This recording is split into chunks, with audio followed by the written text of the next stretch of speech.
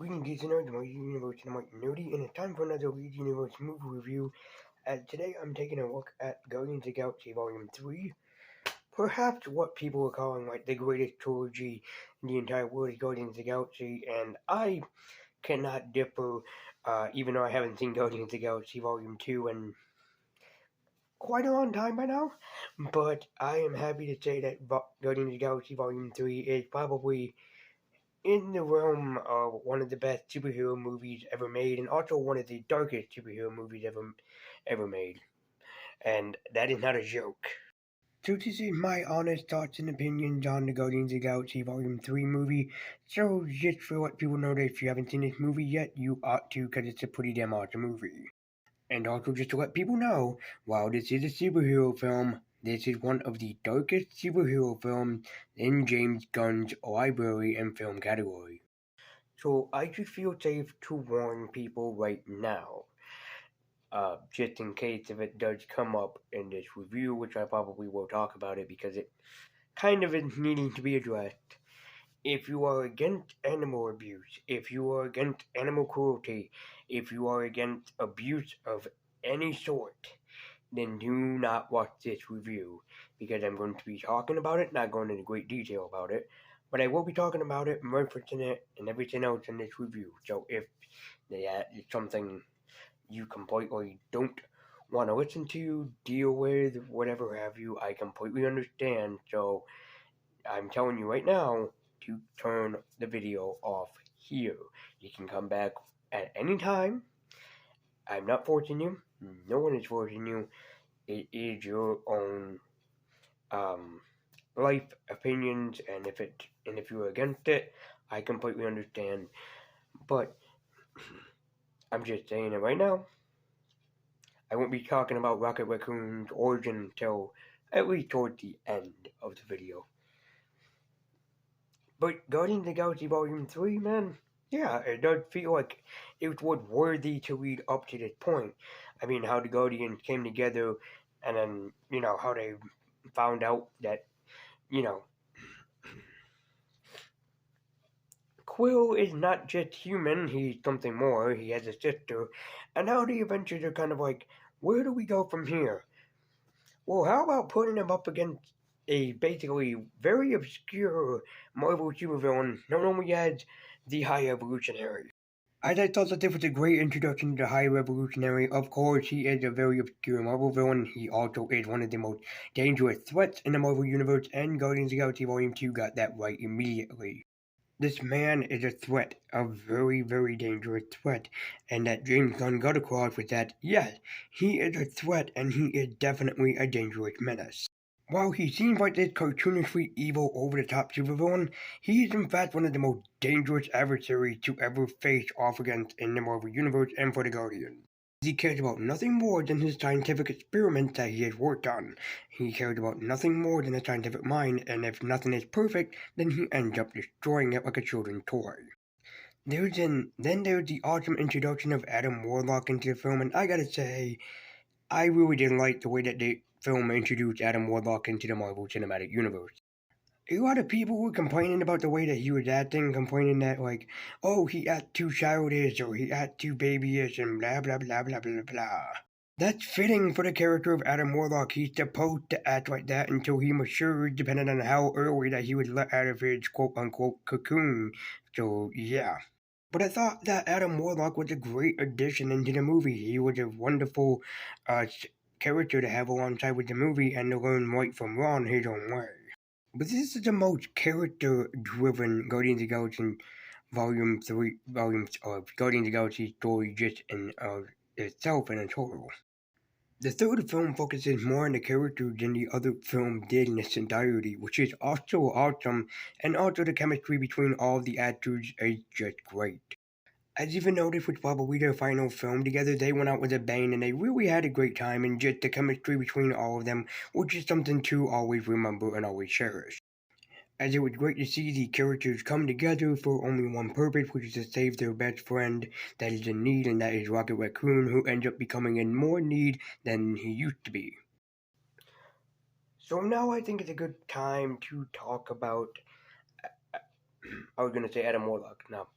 So now I think it's a good time to talk about Rocket Raccoon and his backstory and what exactly that he underwent. So for people that do not like abuse, scenes of animal torture, all of things like that, click off the video here because while I probably won't be showing it, I'll probably will be basically explaining what the High Evolutionary did to Rocket Raccoon.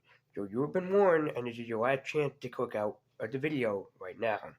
But let's talk about what the High Evolutionary did with Rocket Raccoon and Rocket's backstory. As the name would imply, Rocket is indeed, yes, a raccoon. He was abducted from Earth from the High Evolutionary, and he was brought on for only scientific purposes. As Rocket was born into this life by mistake, not by design, as he got to meet some of the other animals that were also experimented on, just like himself. Their names are Lila, Teeth, and a little rabbit that called itself Floor, because the rabbit loved the floor, apparently. But the High Evolutionary loved Rocket because he was so smart, because he had a different brain implanted in him, and he ended up growing smarter and smarter with oncoming age. As even though Rocket was abused and put to the point of no return, he had something to fall back on, his family, the family that he made while he was inside of prison. But the only reason why the High Evolutionary wanted to keep Rocket around for longer was because he kept growing smarter and smarter, and the High Evolutionary had no idea how smart he actually was. As Rocket decided that enough was enough with the abuse, and he was going to take his friends and escape into the great beyond because he realized they were animals to be slaughtered for the kill. So Rocket had the good intention of saving the family that he's come to know and love and escape with them outside of this prison. But of course, it doesn't end up happening.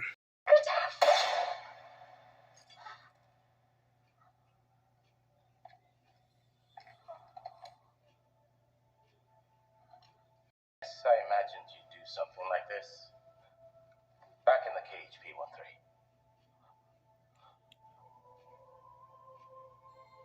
Which is, of course, is a good reason to make Rocket against humanity, against humans, which was what we saw in the very first Guardians of the Galaxy movie that was made.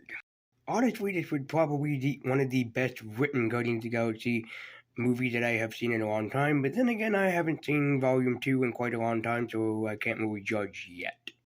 But I think that it went bigger and better than before with this movie, and that it really wanted to show off this team, this franchise with a bang, and I think James Gunn has acquired that. Also, just to let people know, this movie is 2.5 hours long, almost 3, and it is a very slow-paced and slow-moving movie that some people might get upset with that it's taking too long or too character-driven for the action scenes to start. Once they do, you will not be disappointed. It is a damn good movie and really damn was entertaining. And in fact, in places where I was kind of like bored, I was still on the edge of my seat wondering what's going to happen next. And even though for people that are probably wondering about Rocket's origin story, they break it up so much to the point that that it doesn't get just thrown right at you. It is broken up into several different pieces before it all finally comes together, which I think was actually all the more better for. And I love the voice cast that they have chosen to voice the animals themselves. I thought it was very brilliantly handpicked, and it was really damn wonderful just to see everything come together. And Guardians of the Galaxy Volume 3, I can't lie, man, it is one of the best superhero films ever, and yeah, to send off the Guardians like this, it was a pretty damn good treat worth watching. So if you're a fan of Guardians of the Galaxy and you haven't seen this movie yet, I would really, of highest regards, recommend that you do. You owe yourself to checking out such a great superhero movie, so if you haven't done it yet, take my recommendation and please do. You will not be disappointed at how great this movie really is. Guardians of the Galaxy Volume 3 Funko Pop rating is kind of like a little bit difficult for me because I do kind of want to give it a Supreme Strange, but I'm hesitant about it just a little bit. I am tempted to give it a different rating, but again, I'm kind of hesitant. But to be fair, I was listening to the words of people when they were saying that this was one of the best superhero movies ever, and that this was really the best send off to the Guardians of the Galaxy, a film that I was intrigued in. Maybe it's because I'm maybe it's because I saw the movie too late and the hype kind of died down, or maybe it's because of being sick or whatever, or just kind of tired at this moment, and it kind of made that hype kind of die down. I have no idea. But in a sense, I'm still gonna give Guardians of the Galaxy Volume 3 the Funko Pop rating of an Inuyasha because I was just blown away with how damn good this movie really is. And as a fan of superhero movies and as a connoisseur of superhero movies, this one really did hold up really, really damn well.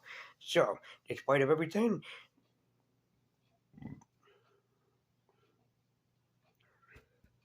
Guardians of the Galaxy Volume 3 is gonna get my Funko Pop rating of an Inuyasha.